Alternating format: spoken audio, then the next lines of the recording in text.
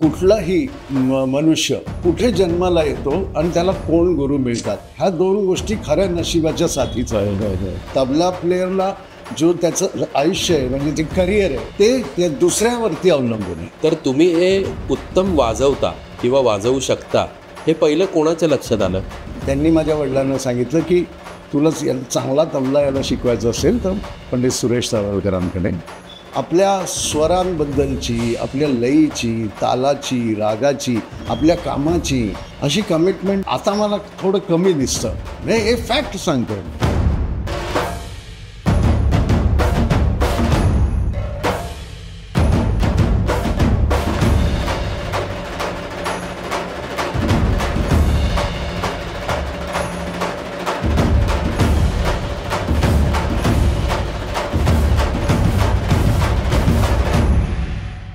नमस्कार.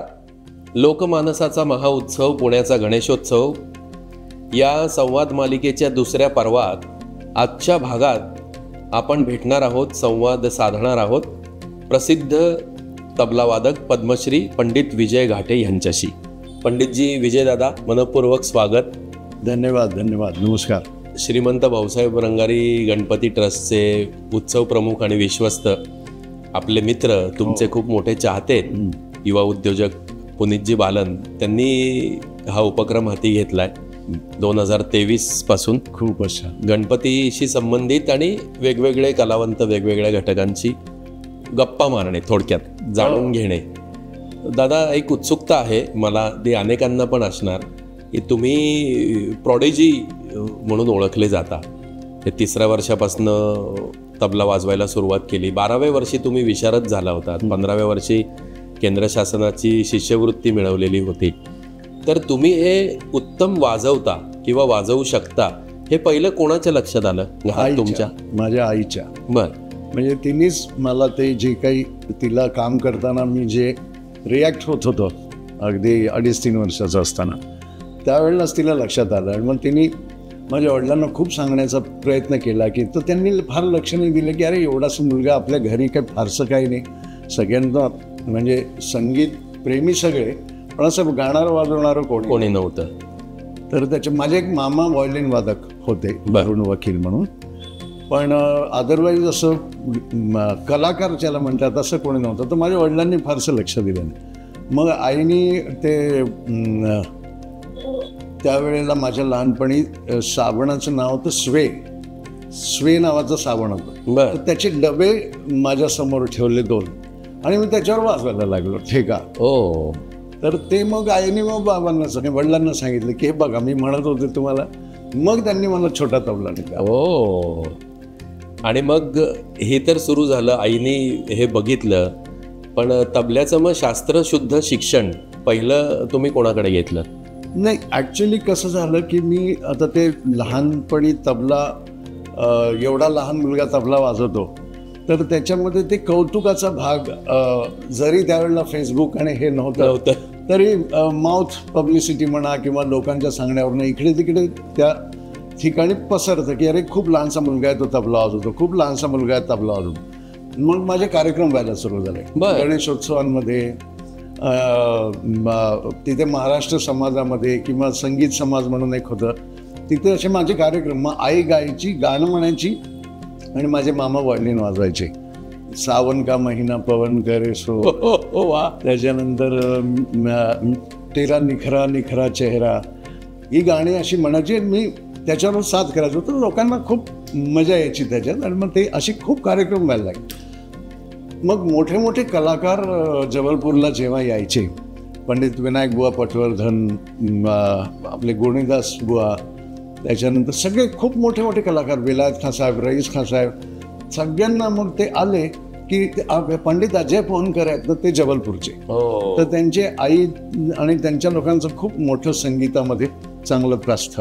त्यांच्याकडे माझे वडील मला कडेवर घेऊन जायचे आणि हा माझा मुलगा तबला वाजवतो ऐका. मग ते कौतुक व्हायचं आणि मग ते सगळं तो एक नॅचरली आई वडिलांना त्याचं असतं. मग तिथे वसंतराव देशपांडे, विनायकराव पटवर्धन अशी काही मंडळींनी माझ्या वडिलांना खूप सिरियसली सांगितलं की असं करू नका, याला जर दिसतंय की परमेश्वराने काहीतरी दिलेलं आहे, तर त्याला सगळीकडे वाजवत सुटा. आत्ता काय होईल, तो एक थोडा मोठा झाला की ह्याच गोष्टीचं कौतुक वाटेन असं होईल. तर आता त्याला ती विद्या आली पाहिजे, असं त्याला शिकलं पाहिजे पुढे, तर त्याचा उपयोग. वा. तर ते वडिलांना एकदम पटलं. मग त्यांनी मला भातखंडे संगीत महाविद्यालय म्हणून तिथे होतं, तिथे मी प्रवेश केला आणि तिथे पंडित किरण देशपांडे मला शिकवायचे. बर बर बर बर. मग त्याच्यानंतर आम्ही जे ऐकलंय की तालयोगी पद्मश्री पंडित सुरेश तळवलकरांचे गुरुकुल पद्धतीने शिकलेले तुम्ही पहिले शिष्य.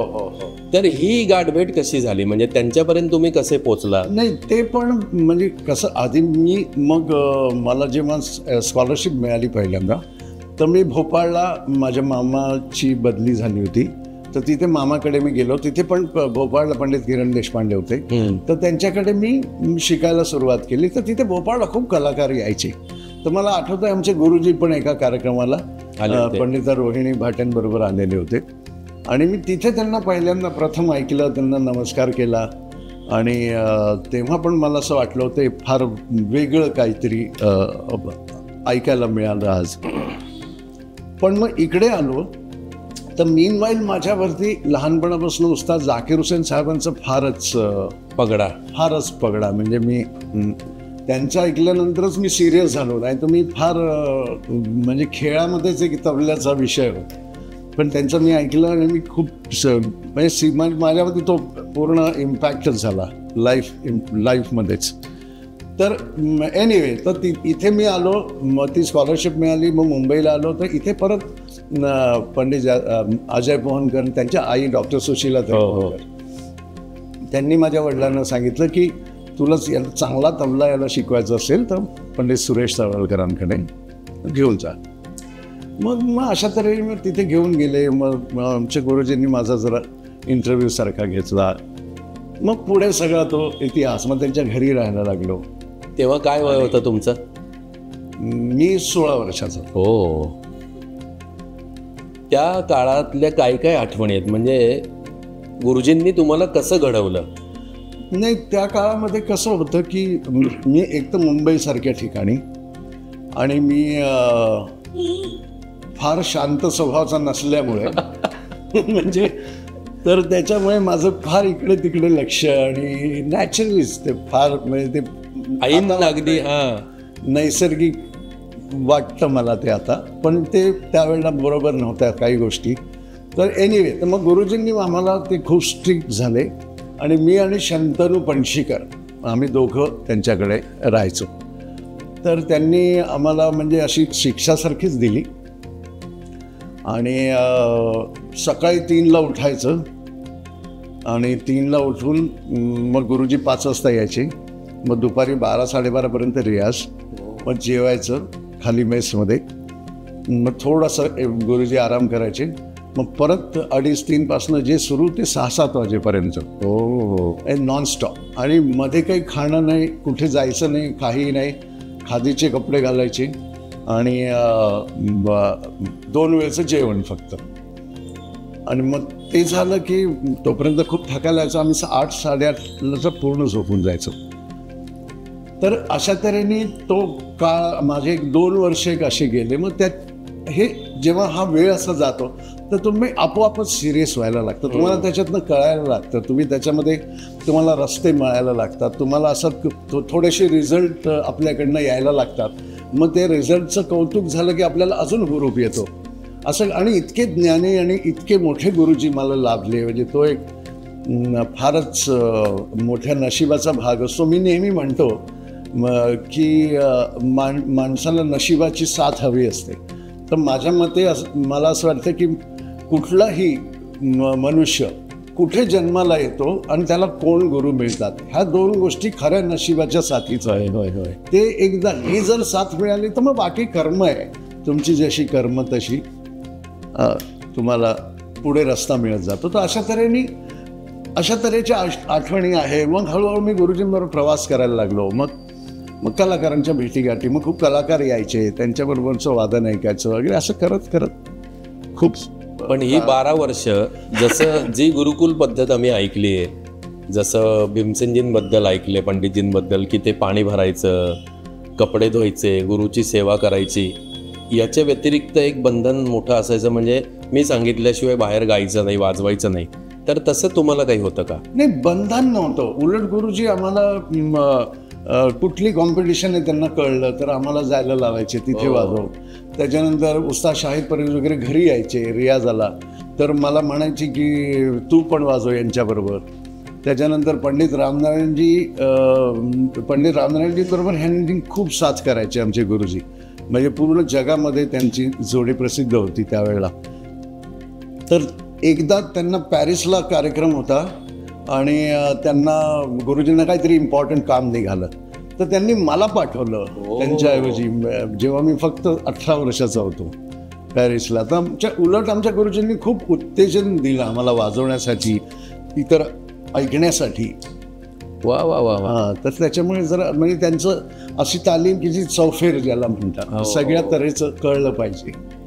क्या बात आहे. वा वा वा. आणि जे तू म्हणतोय त्याला पूर्वी तो पण एक खूप अर्थ होता, कारण की ती जी बैठक पूर्ण झाल्याशिवाय ते बाहेर गाणं, आणि बाहेर गाणं म्हणजे काय तर परफॉर्मन्स म्हटलं की दाद आली, मग दाद आली की तुम्हाला वाटायला लागतं की मी काहीतरी आहे.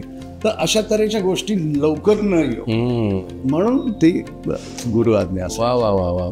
ते 12 वर्ष इतकी सुखाची गेली खरंच. हो, नाही खूपच. आणि मग ही जी पहिली मी 3 वाजता उठणं सांगितलं ते 1-2 वर्ष, मग मी राहायचो गुरुजींकडेच, पण मग मी साथी माझे कार्यक्रम, कारण माझी स्कॉलरशिप पण बंद झाली होती. मग त्याच्यानंतर माझं मी चरितासाठी म्हणा किंवा पण हळूहळू मला कार्यक्रम मिळायला लागले, आणि मग तेव्हापासून मी कार्यक्रम वाजवायचो, परत गुरुजींकडेच यायचो, परत आमची तालीम सुरू व्हायची, परत कुठे जायचं असेल तर बाहेर जायचो. अशा तऱ्हेने ते मग 12 वर्ष याच्यासाठी, कारण एकदा गुरु झाल्यानंतर ते काय आत्तापर्यंत तसंच आहे. असं काही नसतं की आता 12 वर्ष झाली टाटा, असं आपल्याकडे नसतं की डिग्री मिळाली, असं नाही. पण ती 12 वर्ष याच्यासाठी, तू जेव्हा रिसर्च केला आहे तेव्हा जे तुला 12 वर्ष कळली, तर त्याचा अर्थ मी 12 वर्ष झाल्यानंतर मला सांगलीला नोकरी लागली. बर बर बर. मी आकाशवाणी सांगलीमध्ये नोकरी लागली, म्हणून ते 12 वर्ष तिथे संपली आणि मी तिकडे गेलो, म्हणून ती 12 वर्ष. अच्छा अच्छा अच्छा. तुमचं अदरवाईज शिक्षण काय आहे? अदरवाईज शिक्षण मी पद्मश्री आहे. नाही, गंमत करतोय. पण मी ॲक्च्युली एक्सटर्नल स्टुडंट म्हणून मी परीक्षा दिल्या BAच्या, आणि BA झालो मी, पण अगदी कसा तरी ज्याला म्हणतात की. नाही, मी सहज उत्सुकता म्हणून विचारलं, त्याने काही फरक पडत नाही. तिथे मला काही लक्षात म्हणजे ते काहीच त्याचा संबंध नव्हता, पण माझ्या वडिलांची फार इच्छा होती की बाबा काहीतरी एक ग्रॅज्युएशनचा टिळा लाव बाबा. वा वा वा, क्या बात आहे. फार सुंदर. म्हणजे गुरु गोविंद दोनो खडे काय, काके लागू पाय, बलिहारी गुरु आपने गोविंदियो बताय. तर ती पूर्ण अनुभूती तुम्ही घेतली आहे तालयुगींच्या सहवासामध्ये. म्हणजे त्याबद्दल काही मला गुरु सहवास, गुरु आशीर्वाद आणि जी तालीम मिळाली त्याबद्दल मी फार माझ्या आईबाबांचा पण खूप ऋणी आहे, त्यांचा पण खूप ऋणी आहे कायमच. वा वा वा. तुम्ही नंतर वेगवेगळ्या कलाकारांच्या बरोबर वाजवायला सुरुवात केली. 2-3 पिढ्यांबरोबर तुम्ही वाजवताय. हो. म्हणजे आता रामनारायणजींचा उल्लेख तुम्ही केला ते मला पण माहीत नव्हतं. आणि 18व्या वर्षी मग एक पुढची प्रचंड मोठी दिग्गज लोक, विलायत खाँ साहेब, संगीत मार्तंड पंडित जसराजजी, पद्मविभूषण हरिप्रसाद चौरासिया, पंडित शिवकुमार शर्मा, बिरजू महाराजजी, हमजद अली खान साहेब, रोहिणीताईंचा तुम्ही उल्लेख केलात. त्यांच्याबरोबर मी बेबीताईंबरोबर पेक्षा मी शमाताई भाटे, ज्या स्नुषा आणि शिष्या. करेक्ट. आता एक तांत्रिक बाब, अशी उत्सुकता, ही नावं रेफर झाल्यानंतर की तळवलकर गुरुजींचे शिष्य हे या 2 प्रसिद्ध साधकांच्या बरोबर खूप वाजवत आलेले आहेत. तर नृत्याबरोबर खास करून शिष्यांना वाजवायला लावणं, म्हणजे तुम्ही जसं म्हणलात चौफेर, तर तसं एक काही कारण आहे का? नाही, हे त्याचं कसं आहे की तबला हे जरी याच्यामध्ये सोलो तबल्याचं खूप काम झालं आहे, खूप मोठे मोठे उस्ताद झाले, खूप विद्वान लोक झाली आहे, गेले असं धर की 400 वर्षाचा याचं वय आहे, 400 450 फार जुनं, म्हणजे तसा यंग आहे तबला हे इन्स्ट्रुमेंट. तर म्हणजे आपल्या बाकी वाद्य आणि बाकी कलेच्या कम्पॅरिझनमध्ये म्हणतोय मी. तर याच्यामध्ये सोलोची कामं खूप झाली आहे. खूप मी जसं म्हटलं, खूप मोठे मोठे कलाकार, खासाहेब, उस्ताद, पंडितजी, विद्वान, सोलो खूप प्रगल्भ आहे. त्याची भाषा एक आहे, ती पण खूप प्रगल्भ भाषा आहे. त्या भाषेवर प्रचंड काम झालं आहे. हे जरी असलं तरी व्यावहारिक दृष्टीने तबला हे साथीचं वाद्य आहे. म्हणजे गाणारा एखादा शास्त्रीय गायक, आता आपण शास्त्रीयच विषय ठेवूया. करेक्ट. म्हणजे शास्त्रीय गायक सध्या काही गात असले तरी आपला विषय शास्त्रीय गायन आहे. तर शास्त्रीय गायन एखादा गायक आहे तर तो आयुष्यभर शास्त्रीय गायन करू शकतो एकटा. त्याला कोणाकडे जायची गरज नाही आहे. तो सांगेल की मला हा तबला प्लेअर पाहिजे तो. तर तसं तबला प्लेअरचं नाहीये. ते इन्स्ट्रुमेंटलचं आहे, डान्सरचं आहे. पण तबला प्लेअरला त्याचं जो त्याचं आयुष्य आहे, म्हणजे जे करिअर आहे, ते दुसऱ्यावरती अवलंबून आहे. तर ह्याचा अर्थ काय की तबला प्लेअरला सगळ्या साथी आल्या पाहिजे. म्हणजे तो गाण्याची पण साथ करता आली पाहिजे, इन्स्ट्रुमेंटची साथ करता आली पाहिजे आणि डान्सची, कथकची पण साथ करता आली. वा वा वा वा. तर त्याच्यामुळे कथक डान्स बरोबर, आणि गुरुजींच्या शिष्या ह्या खूप वर्षांत माझ्या आधीपासून क्षमताही त्यांच्याकडे शिकतात. हो. तर ते त्याच्यामुळे घरातच असल्यामुळे ते आपोआपच. आणि ते एक प्रकारे माझा शिष्य पाठवतोय तुझ्याकडे असं एक तयार होणं. पाठवायचा प्रश्नच नव्हता, मी राहतच तिथे. हो. तर ते लोक यायचे उलट. वा वा वा. म्हणून तुमच्या साथ संगतीमध्ये ही सगळी व्हरायटी आहे. गायक आहेत, वादक आहेत, म्हणजे एक इन्स्ट्रुमेंटल, त्याच्यानंतर आंतरराष्ट्रीय ख्यातीचं काय फ्युजन म्हणू, पूर्ण क्लासिकल साथ संगत. तर या प्रत्येकाचं साथीदार म्हणून तुम्ही काय अभ्यास केला? आता एक तबला वादक हरिजींबरोबर वाजवतोय, गुरुजींबरोबर, तोच विलायत खां साहेबांबरोबर वाजवतोय, जसराजजींबरोबर वाजवतोय. काय पथ्य त्यांनी पाळायला पाहिजेत? पथ्य पाळायला पाहिजे पेक्षा मला असं वाटतं की तबला म्हणजे साथीदार, जो साथीदार आहे त्याला आधी ऐकता आलं पाहिजे. He has to be good listener. नाही तर काय होऊ शकतं होतं म्हणण्याचा मला काही अधिकार नाही आहे, पण होऊ शकतं की तुम्ही तुमच्या, कारण तबला प्लेअरनी सुद्धा किंवा साथीदार म्हणून तो जो कोणी एक व्यक्ती, त्यांनी पण खूप मेहनत केली आहे, त्यांनी पण घाम गाळलाय, त्यांनी पण गुरुसेवा करून एवढी तालीम घेतलेली आहे. तो पण वाट बघतोय की मला 4 लोक ओळखतील, मला वाजवायला मिळेल, मला इकडे जायला. तर तो पण जसे तो गाणाऱ्याची अवस्था आहे तीच अवस्था त्याची पण आहे. तर पण ही अवस्था हवी नाही होऊ दिली पाहिजे. नाहीतर तुम्ही ऐकण्याची क्षमता जाते, आणि ऐकण्याची क्षमता गेली की मग तुम्ही साथीमध्ये तुम्ही चांगले तबला प्लेअर म्हणून होऊ शकता, पण चांगला साथीदार होण्यासाठी आधी चांगलं लिसनर पाहिजे. वा वा वा. मला हे पंडित जगदीश प्रसादजींनी, त्यांच्याबरोबर मी एकदा वाजवत होतो. तर कार्यक्रम झाल्यानंतर खूप जुनी गोष्ट आहे. तो कार्यक्रम वगैरे झाला, आम्ही लोक जात होतो. तर जे ऑर्गनायझर होतं त्यांनी म्हटलं की आज विजयने कितना अच्छा बजाया, म्हणजे एक कौतुक केलं. मी खूप यंग होतो.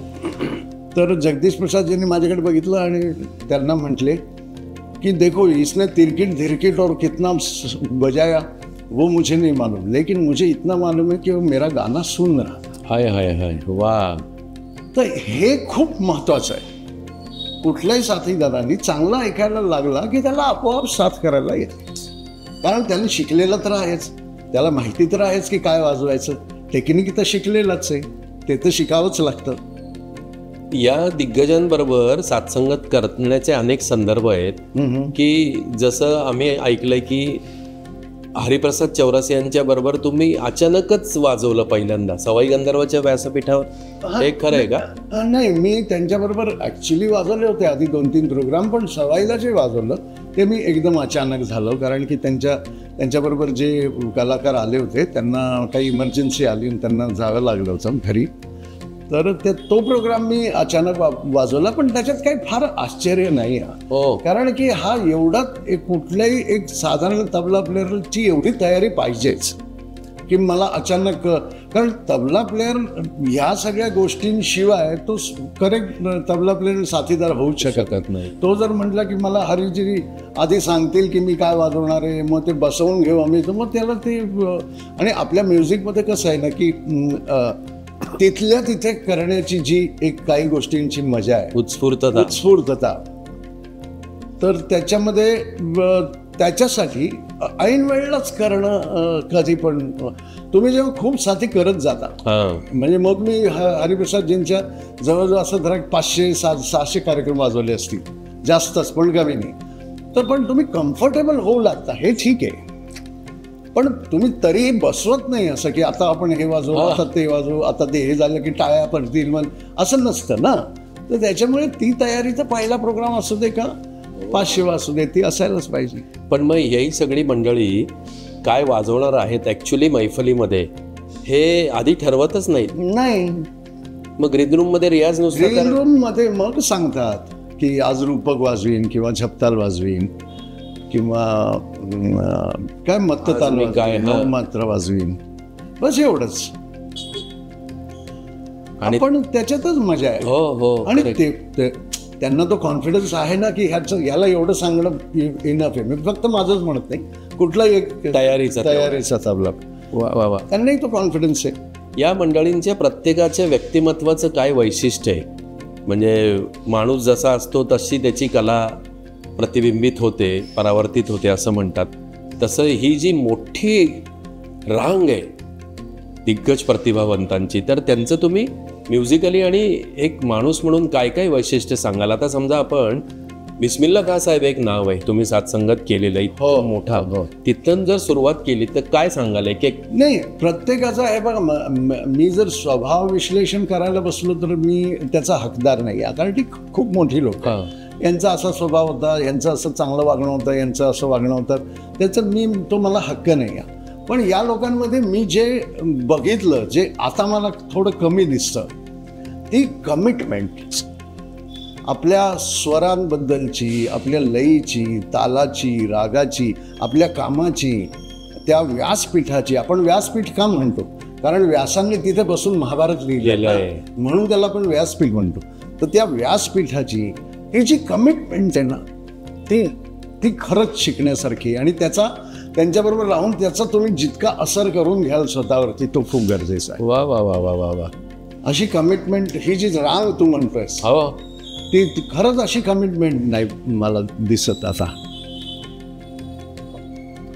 त्यांच्या सहवासामध्ये कमिटमेंट आणि या सगळ्या गोष्टी तर तुम्ही झिरपतच गेल्या, टिपत गेलात, पण त्याच्या व्यतिरिक्त असे काही प्रसंग आहेत ज्याच्यातनं काही शिकवण मिळत गेली की आयत्या वेळेला ही गडबड झाली तरी काही प्रॉब्लेम नाही, ते सगळं निभावून. सगळे जे मोठे कलाकार आहेत ना, ज्याला तू परत रांग म्हणतोय, रांग इज अमेझिंग वर्ड, पण तरी रांगच आहे ती. पण यांच्या लोकांमध्ये हे एवढे मोठे झाले आहेत, इतकं नाव झालं. आता कोणाला माहिती नाही पंडित हरिप्रसाद शिरोळ, कोणाला माहिती नाही झाकीर हुसेन, कोणाला माहिती नाही अमजद अली खान, सगळ्यांना माहिती संतूर म्हटलं की पंडित शिवकुमार शर्मा, सनई म्हटलं की बिस्मिल्ला खां साहेब. तर हे सगळ्यांनाच माहिती, म्हणजे एवढं त्यांनी नाव कमवलंय. पण ते जे इतकं नाव त्यांनी जे पचवलंय ना, ते पचवताच जर तुम्हाला तुमचा सक्सेस आला कुठल्याही फील्डमध्ये, तर मग तुमची नैया पार होते. वा वा वा वा वा. तर छोटे छोटे उदाहरणं कशाला सांगायचे, मी तर सांगतो तो जो पचवलेला सक्सेस आहे, एवढं नाव, पण ते खूप महत्वाचंच. आणि अशा यादगार मैफिली खूप, या लोकांच्या सगळ्याच मैफिली खूप मैफिली. ही सवाईची पण खूप छान झाली होती जेव्हा मी एकदम ऐन वेळेला वाजवली. त्याच्यानंतर खूप मैफिली, म्हणजे मला एक मैफिल मुद्दाम आठवत, कठीण आहे पण तरी आपण म्हणतो ना की नाही यार त्या दिवशी म्हणजे नाही, अशा काही तर नॅचरली होतातच. पण एक मैफिल मी असंच अगेन 22-25 वर्षाचा असेल, आणि मी आरामात बसलो होतो, काही हे नव्हतं, प्रोग्राम नव्हते, काही नव्हतं, तर मी आपला असंच मित्रांबरोबर गप्पा मारत बसलो होतो. एकदम एक मनुष्य आला आणि मला म्हटलं की उद्या शफात अहमद, एक मोठे तबला वादक झाले, शफात अहमद खां साहेब, ते उद्या ते पोचू शकत नाही आहे, तर तुम्हाला बिरजू महाराजांबरोबर वाजायचं आहे नेहरू सेंटरला. आता होतं काय की हरिप्रसादजींबरोबर मी जे वाजवलं अचानक, तर इन्स्ट्रुमेंट बरोबर टेक्निकली कसं आहे की तुम्हाला विचार करायला वेळ मिळतो. ते वाजवतात, तो जो स्पेस आहे ते तुम्ही ऐकायचं की ते काय वाजवतात, म्हणजे काय विषय मांडताय. आणि टप्पे ठरलेले आहेत. आणि नाही, टप्पे तर बऱ्यापैकी सगळीकडे, म्हणजे त्याचं हे म्हणतोयस ना तू, ते बऱ्यापैकी सगळीकडे असतं. पण तो एक तुम्हाला स्पेस मिळतो तेवढा विचार करायला की ते, कारण ते त्यांचं काम करत असतात, तर ते करता करता त्यांचं ऐकता ऐकता आपल्याला आता काय, तर असा तुम्हाला वेळ मिळतो. डान्समध्ये कसं होतं कथकमध्ये की ते कलाकार पडंत करणार, मी हा बोल आता करणार आणि त्यांच्या बरोबर तुम्ही वाजवायचा आहे. तर डान्स हा जो प्रकार आहे, कथकचा प्रकार साथीसाठी, हा रिहर्सल शिवाय म्हणून होऊ शकत नाही. त्याला रिहर्सल लागतेच, कारण की तुम्ही अचानक हे नाही करू शकत. तर म्हणजे तुम्हाला तो वेळ जो मिळतो तो फक्त ते जेव्हा पडल करतायत तेवढा वेळ तुम्हाला आहे ते ग्रास्प करायला की मी त्यांच्याबरोबर एक्झॅक्ट वाजलं पाहिजे, आणि ते जसं करताय. तर मी खूप थ्रिल्ड झालो, शॉक झालो. आणि बिरजू महाराज ते म्हणजे लईचे बादशाह, मी म्हटलं त्यांच्याबरोबर वाजवायचं आहे. मी काय केलं त्यावेळेला, ते VFS व्हिडिओ कॅसेट्स असायचे. तर मी जसं तुला सांगितलं उस्ताद झाकीर हुसेन साहेबांचा भक्त, तर मी एक कुठलं तरी एक VFS मिळवली आणि त्यांची, महाराजजींची आणि झाकीर हुसेन साहेबांची कार्यक्रमाची, लाईव्ह कार्यक्रमाची, आणि मी ती रात्रभर बघितली. पाठ नाही केलं त्याच्यातलं काहीही, फक्त ती जितकी झिरपेल तेवढी झिरपून घेतली. जवळजवळ पहाटेपर्यंत मी ती बघत.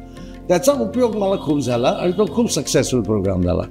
आणि महाराजजींनी पण खूप मला आशीर्वाद दिले. आणि त्याच्यानंतर मग मी त्यांच्याबरोबर खूप प्रवास केले, देशाविदेशात सगळीकडे गेलो. पण तो प्रवास, तो अशा परीक्षा काही होतात असतात, म्हणजे ज्या तुम्हाला पास व्हायला लागतात. आणि गाणारी मंडळी म्हणजे जसराजजींबरोबर पण खूप तुमचं लॉंग टर्मचं असोसिएशन राहिलेलं. खूप. मी जेव्हा सांगली आकाशवाणीवर नोकरीला होतो आणि मी शिवाजी विद्यापीठात व्हिजिटिंग लेक्चररशिप पण करायचो, तर शिवाजी विद्यापीठाने त्यावेळेला शाहू संगीत रजनी म्हणून केलं. बरं.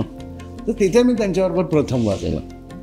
ते खूप खुश झाले. म्हणजे मग त्यांनी मला सांगितलं की इथे अडकू नकोस गव्हर्नमेंट जॉबमध्ये, तू इथल्यासाठी नाही आहेस. तर ते मला खूप त्याचं हे झालं आणि मग मी हळूहळू ती सोडूनच दिली नोकरी.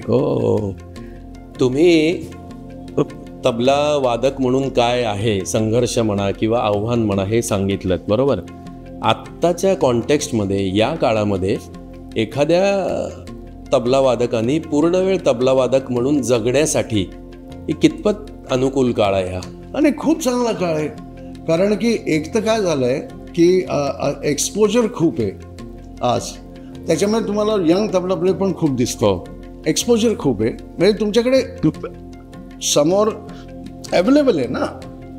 आमच्या वेळेला गुरु सांगायचा तेवढीच अवेलेबिलिटी, आणि मग जर कॅसेट्स वगैरे तरी आमच्या वेळेला होते, त्याच्या आधी ते पण नव्हतं. पण आता तर इतकं आहे, आणि इतकं आल्यानंतर तुम्ही थोडंसं गुरुकडे गेले, शिकले, थोडी प्रॅक्टिस केली, हाताला लागले की तुम्ही लगेच रील बनवू शकता. मग ती रील मग तुम्ही त्याचे आपल्या मित्रांना इथे पसरवू शकता. मग त्याच्यामुळे तुम्हाला कुठेतरी कार्यक्रम मिळतो. तर आता उलट सोपं आहे करिअर करणं, कारण एक्सपोजर खूप आहे आणि तुम्ही अवेलेबल, तुम्ही कसे आहात, कुठे आहात, काय आहात ते दिसतं खूप. तुम्ही स्वतः पण शिकवता? हो, मोजक्या लोकांना. काही मोजक्या लोकांना. तुमच्या मते गुरु शिष्याचं नातं कसं असावं? गुरु शिष्याचं आयडियल नातं तर माझे गुरुजींचं आणि त्यांच्या शिष्यांचं आहे. याबद्दल मला कधीच म्हणजे एक तीळ मात्र पण शंका नाही. कारण की ते जितक्या ओपन माइंडनी आणि ओपन ह्यांनी ते शिष्यांना जे शिकवतात ते फारच अमेझिंग आहे. तर मला असं वाटतं की आणि कुठलंही नातं हे म्हणजे रिलेटिव्ह आहे ना. हो, ती व्यक्ती कशी आहे आणि तो व्यक्ती कसा आहे जो शिकतोय, याच्यामध्ये पण खूप त्याच्यामुळे वेगवेगळी उदाहरणं आपल्याला ऐकू येतात. अर्थात पुलंनी लिहिलंय की तुम्ही किती म्हटलं तरी गुरु शिष्याचं नातं हे सासू आणि सुनेसारखंच असतं. की सासूने एकदा सुनेचा जर छळ केला तर मग सून सासू झाल्यानंतर ती सोडत नाही छळ, ती कंटिन्यू राहते परंपरा. तर असं तो एक वेगळा पुलंचं माहिती असं त्यांचं म्हणणं असतं. पण मला असं वाटतं की हे आयडियल आहे जे आमच्या गुरुजींचं नातं शिष्यांबरोबर आहे. या सगळ्या वाटचालीमध्ये अनेक पुरस्कार विजयदादा तुम्हाला प्राप्त आहेत, सन्मानित आहात तुम्ही. म्हणजे मध्य प्रदेश सरकारचा शिखर सन्मान असेल, अटल बिहारी वाजपेयींच्या नावाने दिला जाणारा पुरस्कार असेल आणि पद्म पुरस्कार, पद्मश्री. तर फार हा टिपिकल प्रश्न आहे, पण तरी मला कायम उत्सुकता राहिलेली आहे की तो खात्यापित्या घरातला माणूस असो किंवा मध्यमवर्गीय असू दे किंवा गरिबाच्या घरातला असू दे, पण अनसर्टन्टी ही सर्टन आहे हे मानून जेव्हा माणूस काम करतो पूर्ण वेळ कलाकार म्हणून, तर त्या काय पुरस्काराचं महत्त्व असतं असं सगळं आठवतं का जुनं वगैरे?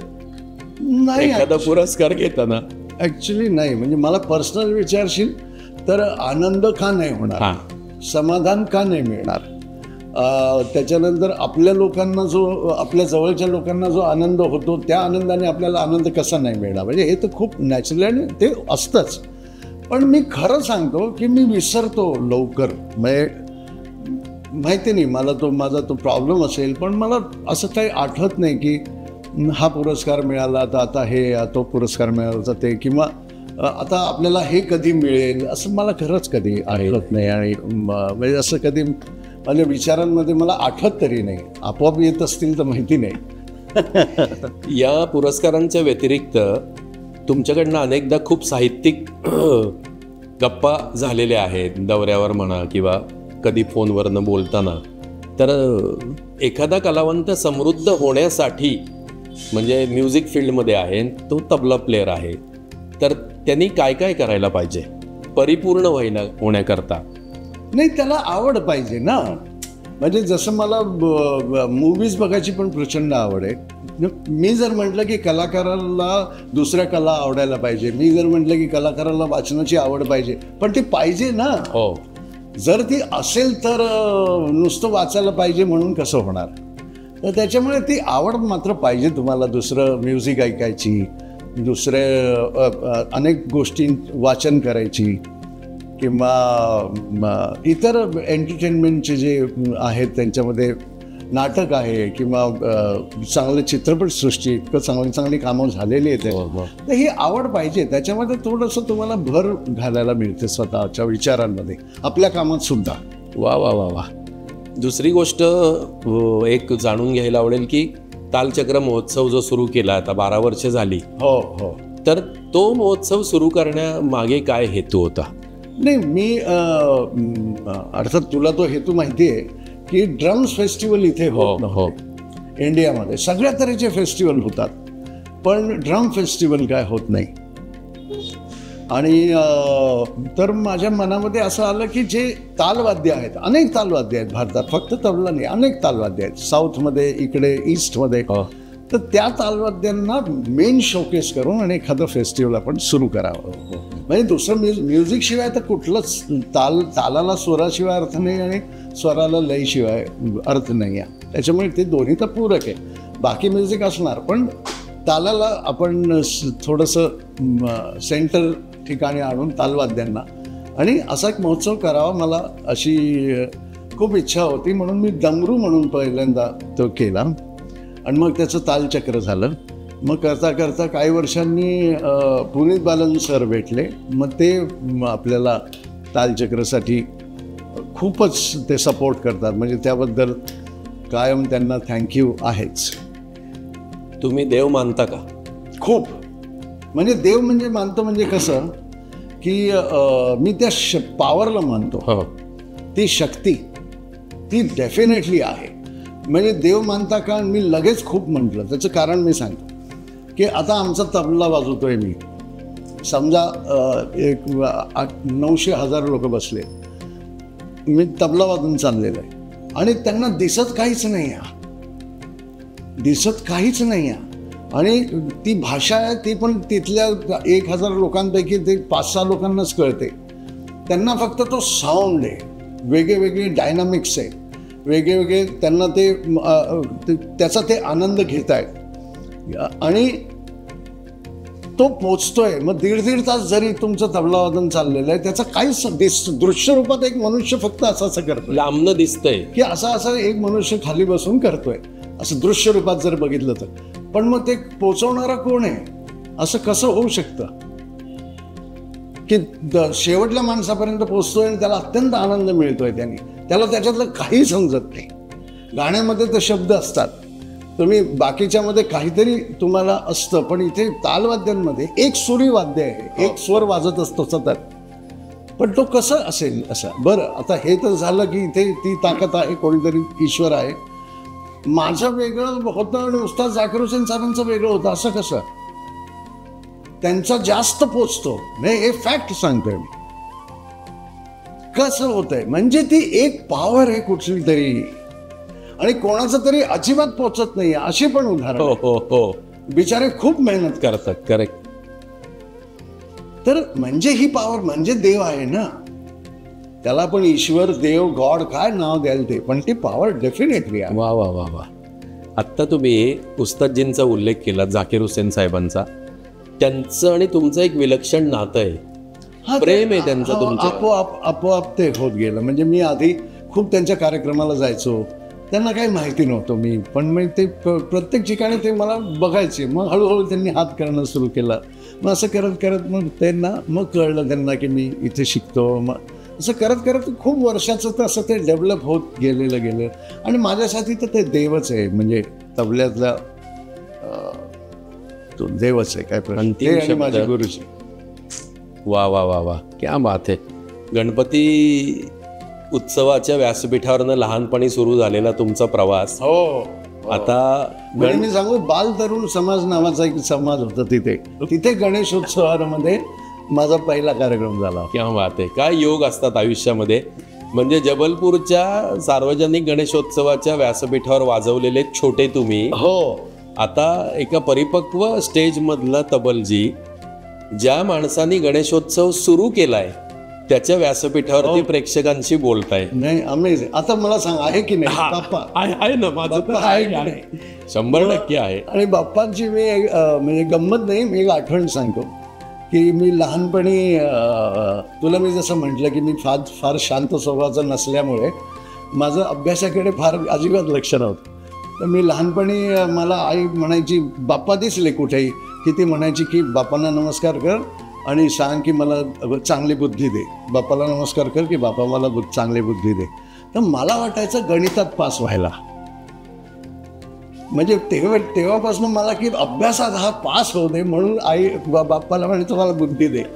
पण मग नंतर हळूहळू आयुष्यात लक्षात आलं की चांगली बुद्धी म्हणजे चांगली बुद्धी होणं, चांगल्या कामासाठी, चांगल्या वर्तनासाठी, चांगल्या मेहनतीसाठी चांगली बुद्धी होणं, आणि फक्त गणितात पास होण्यासाठी बुद्धी दे, ह्याच्यात फार फरक आहे. आता मला ती बुद्धी झाली ना, मी जबलपूरचा असून मी तबला वादक, मला बाप्पांनी छोटासा केलं, मग मला बुद्धी झाली. मग मी ती स्कॉलरशिपची परीक्षा दिली, ती पास झालो. मग बुद्धी झाली, मी भोपाळला गेलो. म्हणजे ही जी बुद्धी होत जाणं आणि इथपर्यंत आज आपण गप्पा मारू. वा वा वा वा. हे जे बुद्धी होणं, ही चांगली बुद्धी जर नाही दिली तर मग उलटं पडू शकतं. वा वा वा वा, अप्रतिम. खरं तुमच्याशी गप्पा मारताना कायमच आनंद मिळत असतो. खूप छान देवाणघेवाण होते. नाही, नेहमीच आणि प्रश्नच नाही. खूप समृद्ध तुम्ही करता. तुम्ही असेच आनंदी राहा. तबल्यावर प्रेम तर तुम्ही करणारच ऑफकोर्स, आणि तुमच्या वादनातनं सगळ्यांना आनंद देत राहा भरभरून. हीच बाप्पाच्या चरणी प्रार्थना. गणपती बाप्पा मोरया.